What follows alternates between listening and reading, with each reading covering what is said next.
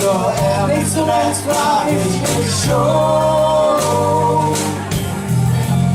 Endlich heißt ja Lisa Schmidt.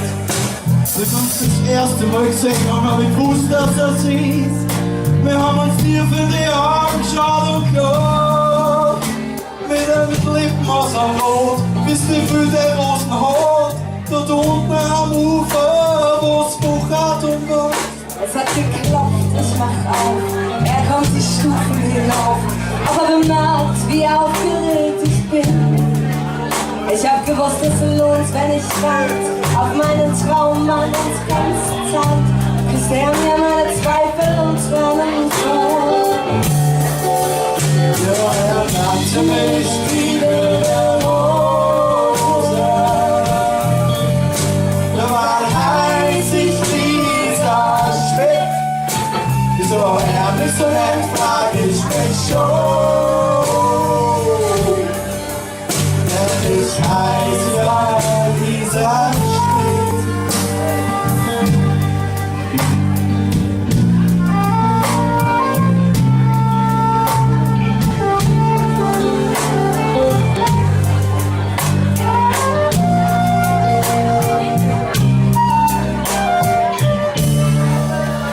Am zweiten Tag brachte ich ihr eine Rose für das schönste Wesen, was ich kenn.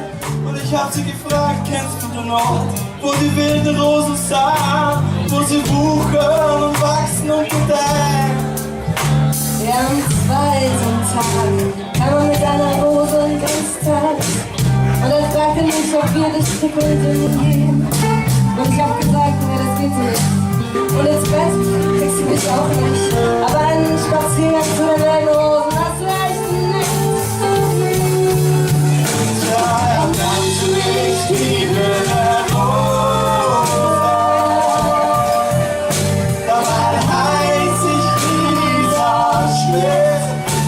So ehrlich, so nett frag ich mich schon.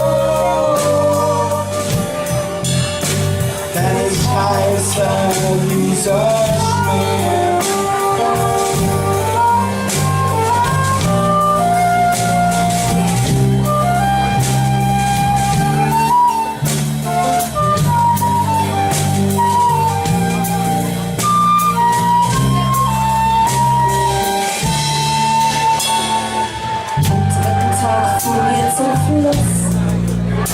Bei den wilden Rosen küssten wir uns. Und das Letzte, was ich weiß, er sprach ein Gebet, ganz laut. Und dann beugt er sich über mich mit einem großen Stein in der Hand. Ja, am letzten Tag war vorher wir zum Fluss, wo die wilden Rosen waren. Und dort am Ufer ging sie von uns. Ich sage euch, jeder Abschied fällt schwer. Diese Rose blüht nicht mehr. Zur Erinnerung an sie, ob er noch glaubt und eine Rose gepflanzt. So nennt sie mich die wilde Rose. Da war heiß, ich Lisa Schmidt. So ehrlich, so nett frag ich mich schon. Denn ich heiße Lisa Schmidt. Ja, ich heiße Lisa Schmidt. Ja, ich heiße Lisa